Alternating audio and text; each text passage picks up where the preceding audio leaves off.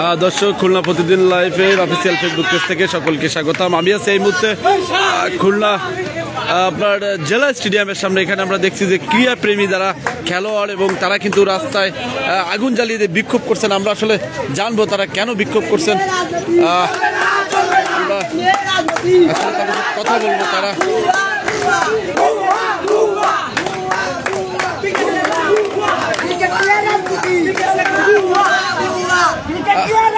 ভাই, আমরা একটু কথা বলবো, আসলে আপনারা কেন বিক্ষোভ করছেন একটু যদি আমাদের বলতেন। আজকে আমরা এখানে উপস্থিত হয়েছি প্রত্যেক জেলা থেকে।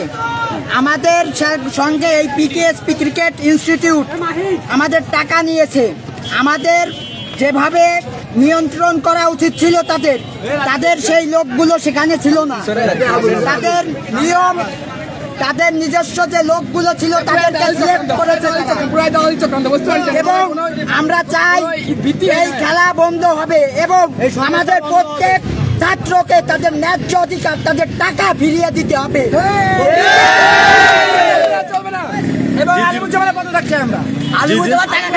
আলিমুজ্জামান আসলে কি পদে আছেন, উনি কি মূলত কি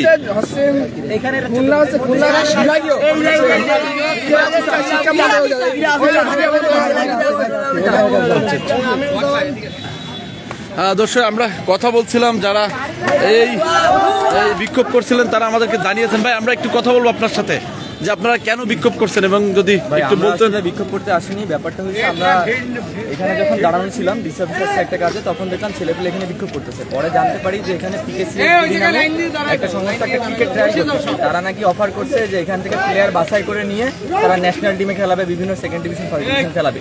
তো অ্যাজ এ ক্রিকেটার হওয়ার সাথে আমরা জানতে চাচ্ছিলাম যে কারা এই পারমিশনটা দিছে।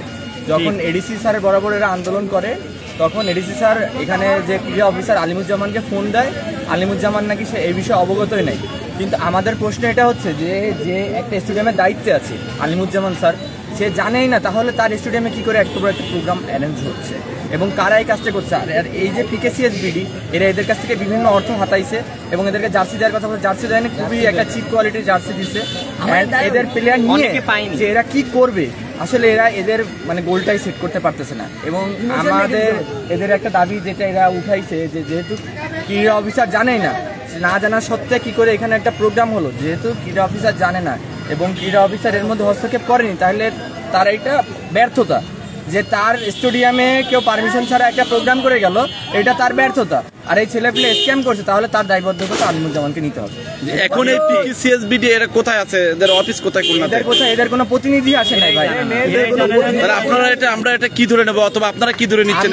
এটা একটা স্ক্যাম হিসাবে ধরে নিচ্ছি, যেহেতু তারা আসে না, এরা সরকারকে ক্লাউন হিসাবে ইউজ করছে। ধন্যবাদ আপনাকে।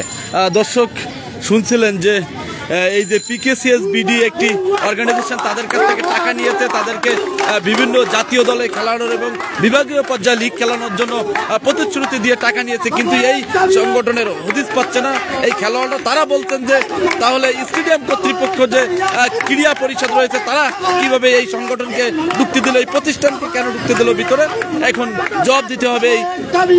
এই ক্রীড়া রক্ষণাবেক্ষণ যারা রয়েছেন, ক্রীড়া দপ্তর যারা রয়েছেন, তারা এটি জবাব দেবেন, এমনটাই বলছিলেন খেলোয়াড়রা।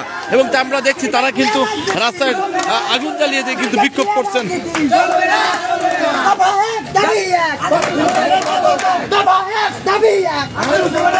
ভাই, তা আপনারা যাচাই না করে এভাবে কেন টাকা দিলেন একটা প্রতিষ্ঠানকে, সংগঠনকে? স্কুল মাধ্যম থেকে এটি, স্কুল এবং কলেজ মাধ্যম থেকে এটি, সঙ্গে থেকে স্কুল এবং কলেজ যুক্ত জেলার ক্রীড়া অফিসারও জড়িত না। তো এই পিকেসিএসবিডি এই সংগঠন এটা তো কোনো সরকারি কোনো প্রতিষ্ঠান না। কিন্তু আমরা এই জায়গায় আসার পরে এই জায়গার জেলা অফিসার বলে এটা সরকারি প্রতিষ্ঠান, কিন্তু সরকারি জেলা অফিসার কে? আপনার এখানে যে দায়িত্ব ছিল ওহিদুজ্জামান স্যার, সে বলে এই জায়গায় সরকারি অনুমতি, কিন্তু সরকারি কোনো লোকজন এই জায়গায় ছিল না। আমাদের এখন দফায় এক, দাবি এক, আলিমুজ্জামানের পদত্যাগ। দর্শক, দেখছিলেন তারা বিক্ষোভ করছেন, তারা এই দায়ী করছেন যারা ক্রীড়া সংশ্লিষ্ট রয়েছেন, যারা এখানে দায়িত্ব রয়েছেন ক্রীড়া কর্তৃপক্ষ, তাদের কাছে কিন্তু এই স্টেডিয়াম কর্তৃপক্ষ এবং ক্রীড়া দপ্তরকে তারা দায়ী করছেন।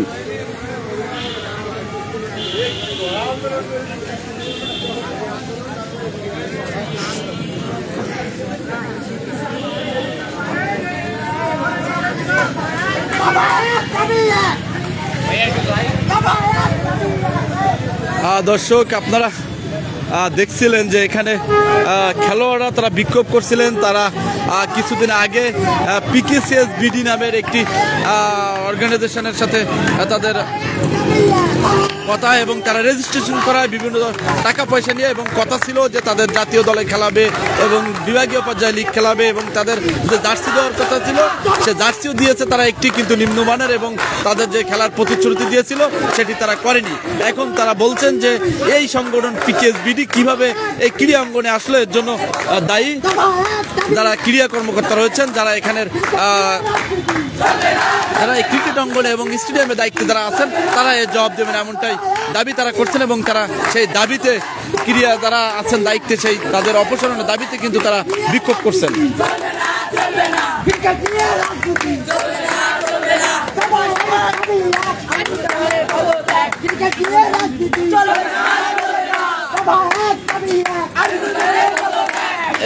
এই ভাই, এই আলিমুজ্জামান কি পদে আছেন? উনি মূলত কি এখানে আলিমুজ্জামান? এই স্টেডিয়ামে যে দায়িত্ব আছে সে দায়িত্ব স্টেডিয়ামের প্রধান, সে তার আন্ডারে যে খেলা হচ্ছে সে জানেও না যে খেলা হচ্ছে, সে কিভাবে না জানে? সে তো ঘুষ খাইছে আলিমুজ্জামান অবশ্যই অফিসার, কিন্তু সে প্রথম বলছে আমি সেটা জানি, পরে আমাদের জেলা অফিসার সবাই জানে, পরে আবার বলে এটা সরকারি অনুমোদিত, কিন্তু পরে সে সিগনেচার সে আপনার কি করে দরখাস্তটা নিছে, কিন্তু এখনো কোনো জায়গা থেকে সিগনেচার করে নাই। এটা খেলাটা হবে তার ব্যর্থতা, কিন্তু অনুমতি দেয় না, কিন্তু তাও এই জায়গায় খেলাটা হয়েছে, এই জায়গায় কেউ কোনো কিছু জানে না। ধন্যবাদ। দর্শক শুনছিলেন যে আলিমুজ্জামান বিভাগীয় ক্রীড়া অফিসার, তিনি কিন্তু এই পিকেএস বিডির এই যে সংগঠনের ব্যাপারে এনাদেরকে অবগত করেন যে খেলা হবে, তোমরা রেজিস্ট্রেশন করো, কিন্তু সেই রেজিস্ট্রেশন করার পরে তারা খেলা অংশগ্রহণ করতে পারেননি এবং তাদের যে কমিটমেন্ট দেওয়া হয়েছিল, তাদেরকে যে প্রতিশ্রুতি দেওয়া হয়েছিল সেই প্রতিশ্রুতি পিকেএস বিডি এই সংগঠন রাখেনি। তারা একটি এখানে ভুইপুর সংগঠন, এবং তারা এই ভুইপুর সংগঠন কিভাবে স্টেডিয়ামে ঢুকলো এমনটাই দাবি খেলোয়াড়দের, এবং সেই দাবির ভিত্তিতেই তারা জেলা ক্রীড়া অফিসার পদত্যাগের দাবিতে কিন্তু তারা এই বিক্ষোভ মানববন্ধন করছেন এখানে, এবং রাস্তায় আগুন জ্বালিয়ে দিয়েছে ইতিমধ্যে তারা, আমরা দেখছি সড়ক অবরোধ করে কিন্তু তারা অবস্থান নিয়েছেন। এবং তার জায়গাটির অবস্থান বলে রাখি, এটি জেলা স্টেডিয়ামের সামনে খুলনা এবং অপোজিট ডিসি অফিসের সামনে, যেটা চিফ জুডিশিয়াল ম্যাজিস্ট্রেটের আদালতের সামনে এই রোড কিন্তু একটি গুরুত্বপূর্ণ সড়ক, সেটি তারা বন্ধ করে দিয়ে কিন্তু এখানে বিক্ষোভ করছেন।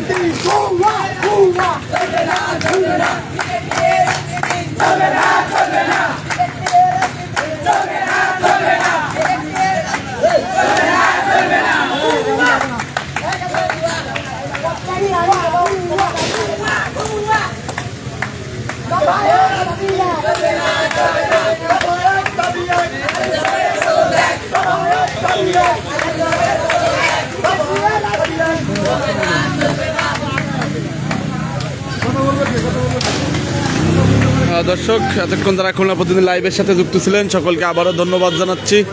ভালো থাকবেন, সুস্থ থাকবেন। আমি মাসুদ এতক্ষণ আপনাদের সাথে ছিলাম, এখনই বিদায় নিচ্ছি। আল্লাহ হাফেজ।